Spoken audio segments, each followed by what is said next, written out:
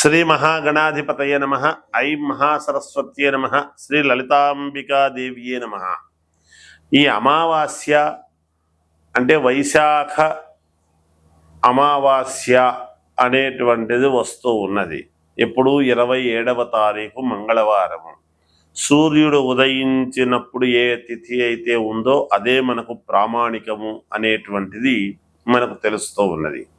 అందువలన ఏమిటి దీని యొక్క ప్రాధాన్యత అంటే ఎన్నో రకాల ఉపయోగాలు ఉన్నాయి మన జీవితానికి.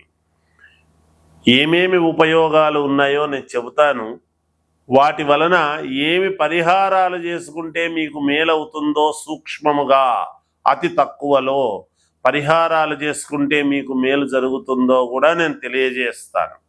అసలు ఈ మంగళవారము కృత్తికా నక్షత్రం అంటే కార్తికేయుడి యొక్క నక్షత్రముతో సంపూర్ణమవుతూ ఉన్నది.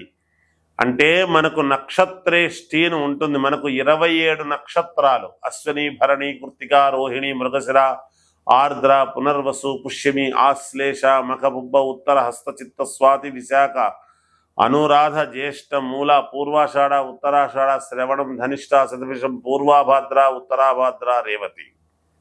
ఇలా 27 నక్షత్రాలలో మనకు నక్షత్రేష్టి అని పండితులకు ప్రారంభమయ్యేటువంటిది దేనితో అంటే కృత్తికా నక్షత్రముతో ప్రారంభమవుతున్నది.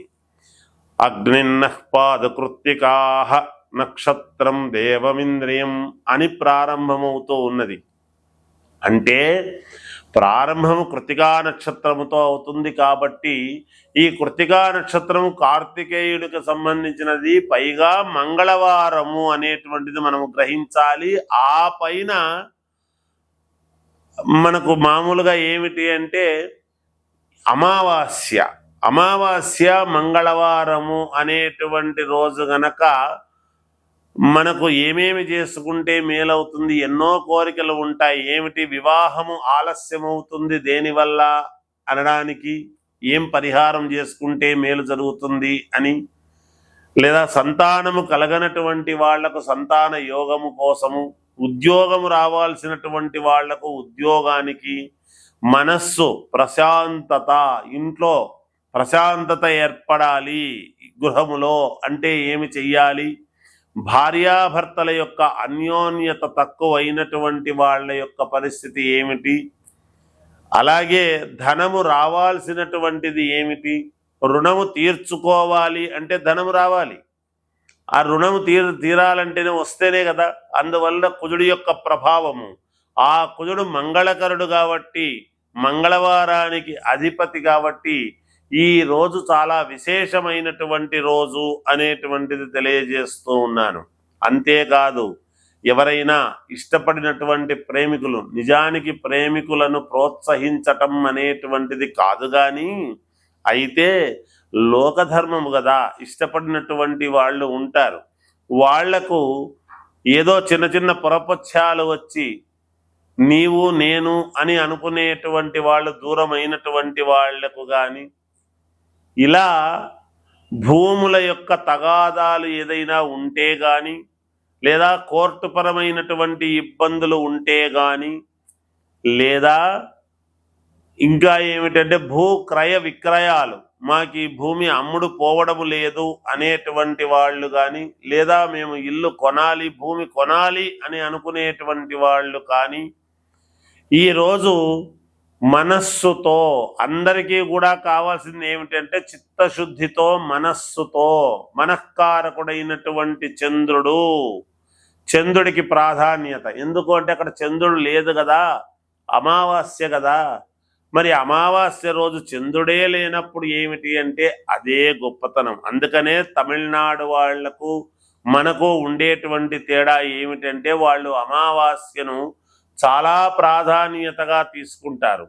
చంద్రుడి యొక్క అనుగ్రహము పరిపూర్ణముగా కలగడానికి ఈ అమావాస్య రోజు, మంగళవారం రోజు కుజుడి యొక్క అనుగ్రహము కలగటానికి మనకు మనస్సుతో ఏదైతే మన కోరికలు తీరాలి అని మనము చేసుకుంటామో అవి మైనస్సు ప్లస్ అవుతుంది. కాబట్టి మన మనస్సుతో అక్కడ చంద్రుడు పూర్ణముగా లేనటువంటి రోజు ఎప్పుడైతే మనము కోరికలు కోరుకుంటామో మరుసటి రోజు నుంచే పాడ్యం నుండి మళ్ళీ చంద్రుడు పూర్ణత్వం కావడానికి ప్రారంభమవుతుంది. ఈ రోజు విశేషముగా ఏ ఏ రాశి వాళ్ళు ఏమి చేసుకుంటే మీకు ఈ ఫలితాలు దక్కుతాయి అనేటువంటిది, నేను చెప్పినవన్నీ మీ కోరికలే. అనేక రకాల కోరికలు ఉంటాయి. ఇంట్లో పిల్లలకు సరిగ్గా చదవడం లేదన్నా, లేదా పిల్లలకు దిష్టి తగిలింది అన్నా, ఇలా పెద్దవాళ్లకు కానీ నరదృష్టి అయ్యింది అంటే, నూతన గృహప్రవేశం చేసినప్పటి నుంచి, మాకు ఈ గృహం కట్టుకున్నప్పటి నుంచి ఎందుకో కొంచెం సరిగ్గా నడవడం లేదు గురువు గారు, వ్యాపారాలు సరిగ్గా లేవు గురువు గారు, ఇలాంటివి చిన్న వ్యాపారాల దగ్గర నుండి పెద్ద పెద్ద వ్యాపారాల వరకు ఎవరికైనా ఏ ఏ రాశి వాళ్ళు ఎటువంటి పరిహారము చేసుకుంటే మీకు పరిపూర్ణముగా మేలు జరుగుతుంది అనేటువంటి దాని గురించి ఈ అమావాస్య నాడు ఏమి చేస్తే మీకు మేలు జరుగుతుందో నేను చెబుతాను. ఎందుకంటే పూర్ణముగా ఈ అమావాస్య చంద్రుడు ఉండడు, చీకటిగా ఉంటుంది, మంగళవారం రోజు. అప్పుడు గనక ఏమి చేసుకుంటే, ఏ రాశి వాళ్ళు ఎటువంటి పరిహారం చేస్తే మీకు తప్పక విజయము కలుగుతుంది అనేటువంటి దాన్ని ఇప్పుడు నేను మీకు తెలియజేయబోతున్నాను. మీనరాశి వాళ్ళు మీ కోరికలు ఏవి ఉండినా నెరవేరాలి అంటే ఈ మంగళవారం రోజు అంటే 27వ తారీఖు మీనరాశి వాళ్ళు సాయంకాలము 6 గంటల నుండి 7 గంటల లోపల మీరు చేయవలసినటువంటిది ఏమిటి అని గనక, పరిహారం ఏం చేసుకుంటే మేలవుతుంది అంటే, ఒక చెంబుతో నీళ్లు తీసుకోండి. ఆ చెంబు మీద నిండుగా నీళ్లు తీసుకొని ఆ నీళ్ల మీద ఆ చెంబు మీద మూత పెట్టి, ఆ మూత మీద ఒక ప్రమిద పెట్టండి. ఆ ప్రమిదలో 6 ఒత్తులు వెలిగించండి. 6 ఒత్తులు ఒకటిగా చేసి ఆవు నెయ్యి వేసి దీపారాధన చేయండి. ఆ నీళ్ల చెంబుకు కాస్త గంధము బొట్టు పెట్టండి. పెట్టిన తర్వాత మీరు 6 అగరబత్తీలు తీసుకొని ఆ చెంబుకు దాని నిండా పూర్తిగా ఇట్లా తిప్పండి. తిప్పి అగరబత్తీలు పక్కకు పెట్టి, మీనరాశి వాళ్ళు మీరు చేసుకోవాల్సింది ఏమంటే శ్రీ మహావిష్ణువు యొక్క అష్టోత్తరాన్ని చదవండి. ఊరికే అష్టోత్తర నామాలు చదవండి. చదివిన తర్వాత ఆ దీపారాధనకు నమస్కారం చేసుకొని మీ కోరికలు ప్రసన్నంగా 1-2 నిమిషాల పాటు చిత్తశుద్ధితో మనస్సు పెట్టి ఇది చేసుకోండి. తప్పకుండా మీకు మేలు జరుగుతుంది గాక. జయోస్తు.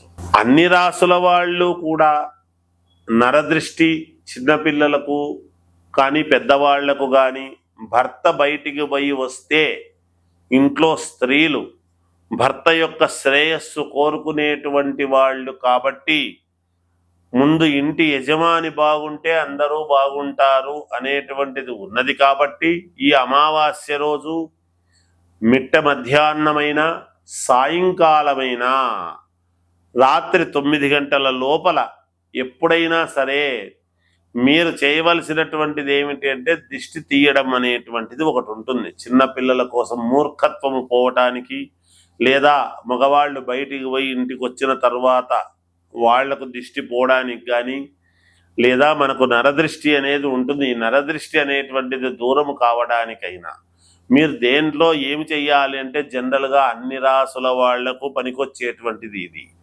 ఇంకా షాపుల్లో కూడా మీకు వ్యాపారాలు బాగా జరగడం లేదు, చేయడం లేదు అనుకునేటువంటి వాళ్ళు కూడా ఆ గల్లా పెట్టెకు, ఆ షాపులోకి అడుగు పెట్టేటప్పుడు ముఖద్వారానికి కానీ ఈ పని చెయ్యవచ్చును. దిష్టి తీయడం అనేది ఏమిటి అంటే, ఒక నల్లటి బట్ట, అందులో కొన్ని నల్ల నువ్వులు, దాంట్లో మీరు కాస్త ఉప్పు, ఒక 2 స్పూన్లు, అలాగే 200 గ్రాములు పచ్చకర్పూరము ఇందులో పెట్టుకోవడం.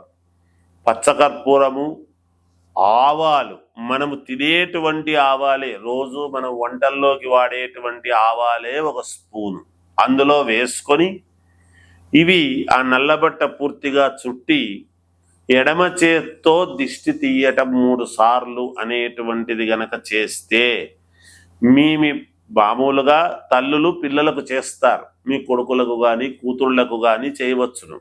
అయితే పెద్దవాళ్ళు ఎవరైనా ఇంట్లో ఉంటే వాళ్లకు మీ భర్తలకు చేయమనండి, అతని తల్లి కానీ అత్త కానీ ఉంటే. ఒకవేళ పెద్దవాళ్ళు ఎవరు లేరు గురువు గారు, భార్యాభర్తలము మేమే ఉన్నాము అన్నప్పుడు భార్య చేయవచ్చును పురుషుడికి భర్తకు. ఎందుకు అంటే ఒక్కొక్కసారి ఆమె తల్లి అవుతుంది, ఒక్కొక్కసారి ఆమె మంత్రి అవుతుంది, ఒక్కోసారి సలహాలు ఇచ్చేటువంటి ఆమె కూడా అవుతుంది. కాబట్టి మనకు చెప్పారు శాస్త్రంలో భోజ్యేషు మాత అని. అందుకని భర్త శ్రేయస్సు కోరుకునేటువంటిది కాబట్టి ఆమె ఎడమ చేత్తో తీసి పడేసి చేతులు శుభ్రముగా కడుక్కొని లోపలికి రావచ్చును. లేదా లోపలే చేస్తే కూడా లోపలికి వెళ్ళిన తర్వాత చేతులు కడుక్కుంటే చాలు, ఆమె అంతకంటే ఏమి లేదు, ఆమెకి ఏమీ అంటదుగాక. ఇది చేసి ఎవరూ తొక్కకుండా ఉండేటువంటి చోట చెత్త కుండీలో కానీ దేంట్లో అన్నా పడవేస్తే మీకు మేలు జరుగుతుంది అని తెలియజేస్తూ జయోస్తు.